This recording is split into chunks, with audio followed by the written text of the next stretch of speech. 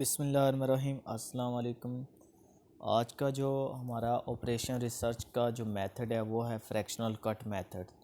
तो इस मेथड के अंदर हमने करना क्या है, इसके बेसिक जो स्टेप्स के हैं पहले हम उन स्टेप को पढ़ते हैं, फिर इसको हम प्रॉपरली क्वेश्चन के ज़रिए एक समझेंगे। तो इसके मेन जो स्टेप्स हैं वो क्या हैं कि सबसे पहले हमने क्या करना है कि हमारे पास जो भी एक क्वेश्चन हुआ करेगा उसमें एक सब्जेक्टिव और ऑब्जेक्टिव पार्ट होता है। उसको आपने क्या करना है कि convert the coefficient of the constraints, जिस मतलब स्टैंडर्ड फॉर्म के अंदर उसको आपने कन्वर्ट करना है, ठीक है।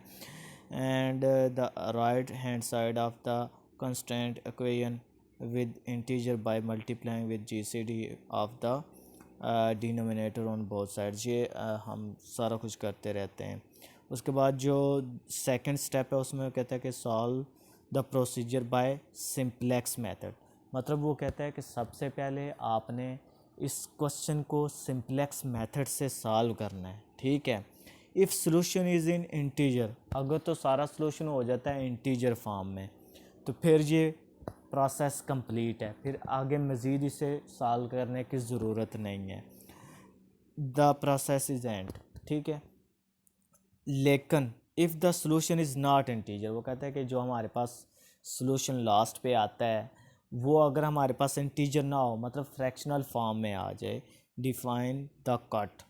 तो फिर हम इस वो फिर डिफाइन करता है कट को and add it to the optimal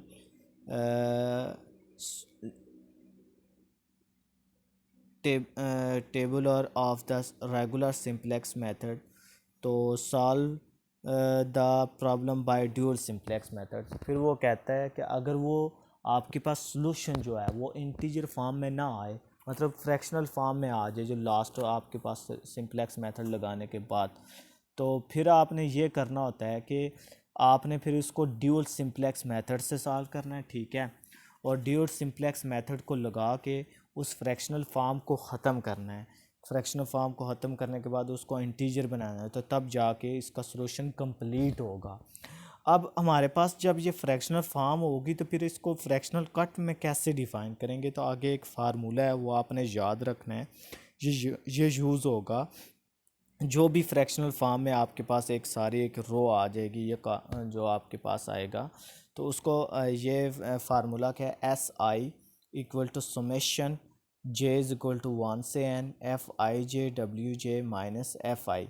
F I क्या है, एफ आई है जी फ्रैक्शनल पार्ट जो हमारे पास फ्रैक्शनल फॉर्म में हुआ करेगा, ठीक है।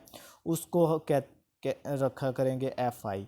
अब एफ आई हम लिया कैसे करेंगे, और ये जो summation F I J W जे ये क्या है, ये आपके पास पूरी एक रो हुआ करेगी जो फ्रैक्शनल फॉर्म, उसको हम लिखेंगे। मैं आपको क्वेश्चन के अंदर इसको डिटेल से समझाऊंगा।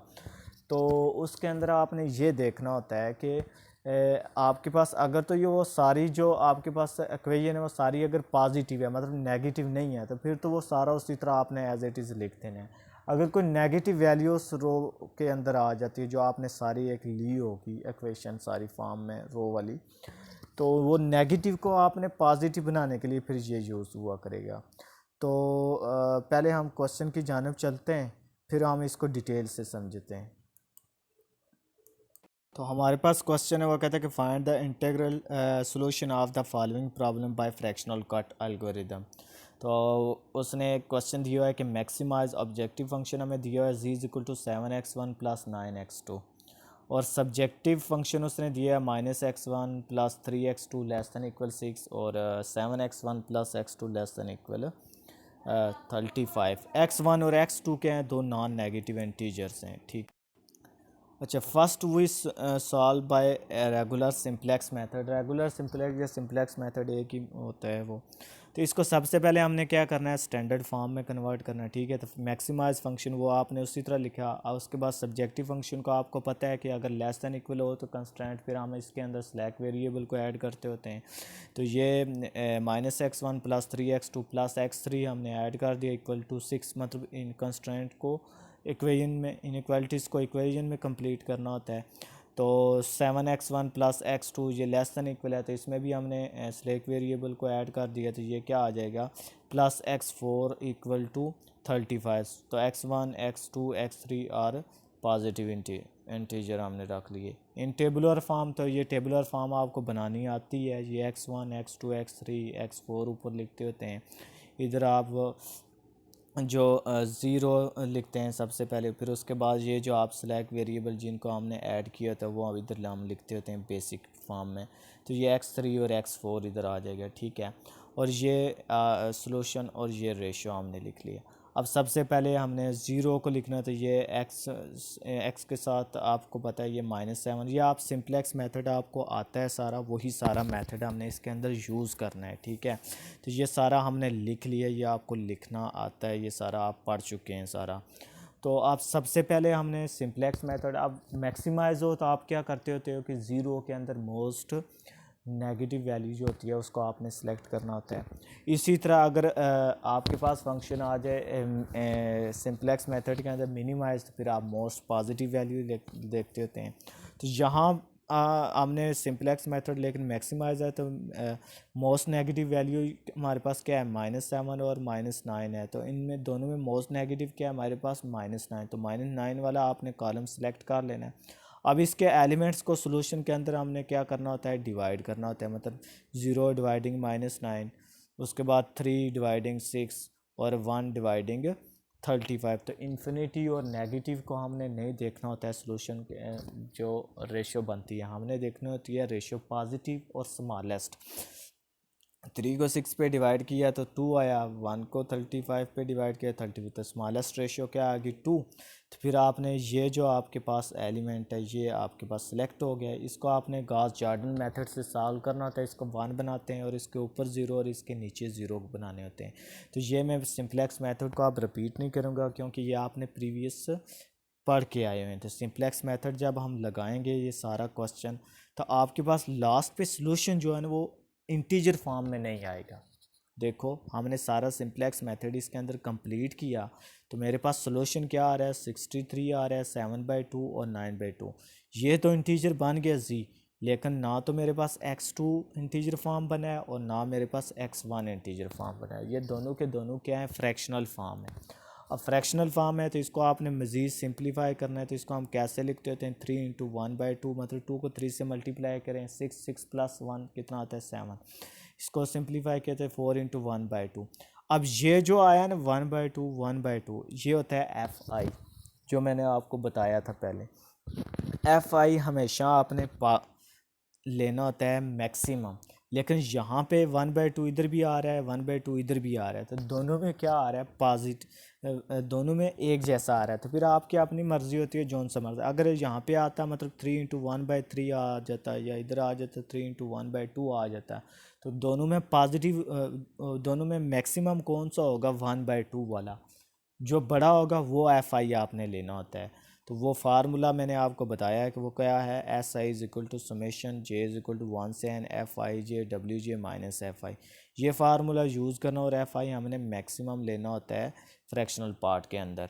हमारे पास दोनों क्या है, दोनों हमारे पास ये x2 वाले भी सारी रो है, ये भी फ्रैक्शनल है हमारे पास, सॉल्यूशन इसका भी सॉल्यूशन फ्रैक्शनल फॉर्म में है और x1 का भी फ्रैक्शनल फॉर्म में है।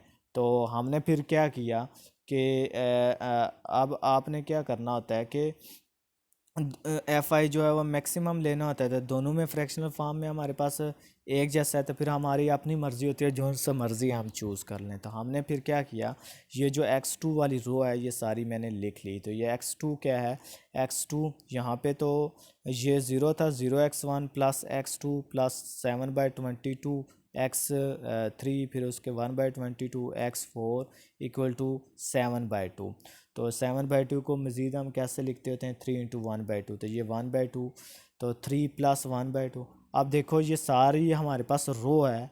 ये जो मैंने फार्मूला बताया था, ये S = समेशन J = 1 से n FIJ WJ, ये जो होता है ये आपने कब यूज़ करना होता है, अगर आपके पास जब हम इसको हम कैसे हम मतलब सिंप्लीफाई करते होते हैं, अगर नेगेटिव हो ना तो उसको आपने पॉजिटिव बनाना है। तो ये सारे के सारे देखो इसके अंदर जितने भी हमारे पास एलिमेंट इनके साथ लगे हुए हैं मल्टीपल में, ये सारे के सारे पॉजिटिव हैं। तो हमें इसको सिंप्लीफाई करने की ज़रूरत ही नहीं पड़ी। तो ये x2 प्लस इसको मैं फिर लिखूँगा 0 + 7/2 22 x3 1/22 0 + 1/2 22 1/22 x4, और ये जो 7/2 है ना, इसको हम लिख लेंगे, ये इक्वल आ जाएगा 3 + 1/2। ठीक है, तो एफ आई मेरे पास क्या बन गया, ये 1/2। तो ये फार्मूला हमारे पास क्या होता है कि S I is equal to summation J is equal to 1 से N F I J W J minus F I. तो ये एफ आई जो है इधर जाके हम माइनस कर देंगे, तो ये x2, इसको सॉल्व करोगे तो ये वही दोबारा आ जाएगा 7/22। ये ज़ीरो इसलिए हमने लिखा हुआ है कि ये पॉजिटिव ही है। ठीक है, अगर नेगेटिव होता ना तो उसको हमने पॉजिटिव बनाएंगे, जैसे कि हम आगे करेंगे आपको समझ आ जाएगी ये कैसे हमने किया है। तो ये ज़ीरो, ये इसको सिंप्लीफाई करेंगे तो 7/22 x3, ये एस आई मतलब हम फर्स्ट कर रहे हैं तो S1 हम रख देंगे इसका नाम। ठीक है, तो 7/22 x3 + 1/22 x4 -1 बाई, ये जो एफ आई है इधर जाके माइनस कर देते हैं, ये एफ माइनस एफ आई, तो ये क्या आ जाएगा -1/2। तो मज़ीद हमने क्या करना है कि एफ आई जो है इसको मैंने इधर ही रखा और ये सारा उठा के हम इधर ले आए। ठीक है, तो -1/2, ये तो उसी तरह इस सारी वैल्यू को मैंने इधर जाके माइनस कर दिया, S1 -7/22 x3 -1/22 x4 is equal to -1/2। अब आपने ये जो आपने फ्रैक्शनल फॉर्म को सॉल्व करने के लिए ये हमने यूज़ करना होता है। अब आपने करना क्या है कि आपके पास ये जो सिंप्लेक्स फॉर्म में जो आपने सोल्यूशन लेके आया सिंप्लेक्स मेथड के ज़रिए, रेगुलर सिंप्लेक्स मेथड को लगाया हुआ है, अब आपने क्या करना है, ये एक नई आपने एक और इक्वेशन बना दी है। अब S1 आपने क्या करना है, तो यहाँ पे एक S1 जो है आपने एक कॉलम ऐड करना है। ठीक है, यहाँ पे आपने एक कॉलम ऐड करना है S1, और इधर एक आपने रो ऐड कर देनी है जो आपने खुद फ्रैक्शनल फॉर्म में बनाई है। यहाँ पे S1 आ जाएगा। ठीक है, उसको आपने ऐड करना है और इधर भी S1 आपने लिख देना है। ठीक है, और ये सारी जो आपके पास इक्वेशन बनी है वो मैं इधर शिफ्ट करने लगा हूँ। तो मैं फिर क्या करने लगा हूँ, यहाँ पे S1 लिखा हो, यहाँ पे भी S1। अब यहाँ पे तो ये सारी आपने फिर लिख ली। यहाँ पे क्या जी, ज़ीरो, फिर उसके बाद ये भी ज़ीरो, ये -1/7/22 आ जाएगा x3, और ये -1/2 x4 की जगह हम लिख देंगे, और S1 की जगह क्या 1, और इसका सोल्यूशन क्या -1/2। और इधर हमारे पास क्या, ये भी ज़ीरो, ये भी ज़ीरो, ये भी ज़ीरो, और इधर 1 आ गई। ये हमने रो और कॉलम ऐड कर देना है। अब आपने करना क्या होता है कि इसके अंदर ड्यूल सिंप्लेक्स मेथड लगाना है। जब आप ये बना लेंगे, ये फ्रैक्शनल फॉर्म को इसमें शिफ्ट कर देंगे, फिर उसके बाद आपने ड्यूल सिंप्लेक्स मेथड लगाना है। तो ड्यूल सिंप्लेक्स मेथड आपको पता है, वो आपको आता है, वो आपने लगाना है। कि उस ड्यूल सिंप्लेक्स मेथड को मैं थोड़ा सा आपको डिफ़ाइन कर देता हूँ कि उसके अंदर आपने सोल्यूशन के अंदर मोस्ट नेगेटिव वैल्यू देखनी होती है। ठीक है, फिर जो नेगेटिव वैल्यू होती है वो सारी रो को ज़ीरो पे डिवाइड करते हैं, और उसके अंदर हमने रेशो ऐसे चेक करनी होती है कि हमारे पास ज़ीरो डिवाइड में आ जाए या पॉजिटिव वैल्यू आ जाए, तो उसको आपने इग्नोर कर देना है। हमने क्या करना है कि उसके अलावा जो हमारे नेगेटिव वैल्यू उनके हमने उस पर डिवाइड करना है।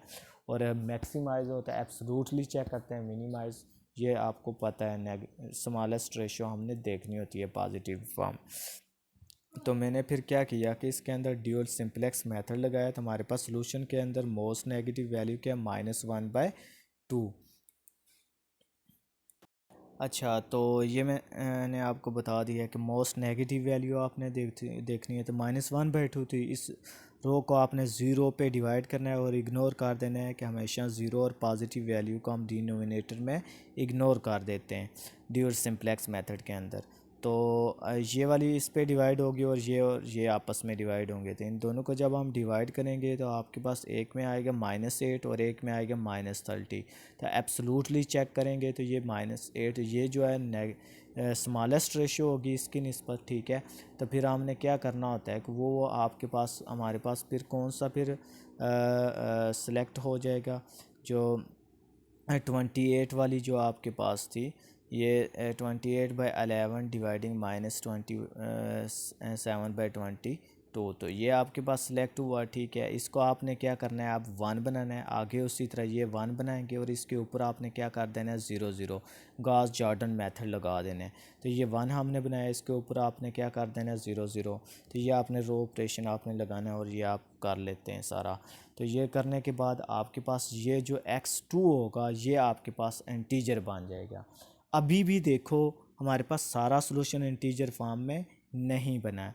अब भी मेरे पास x1 जो है वो क्या है, अभी x1 रहता है, वो आपके पास फ्रैक्शनल फॉर्म में मौजूद है, और x3 भी अभी आपके पास फ्रैक्शनल फॉर्म में मौजूद है।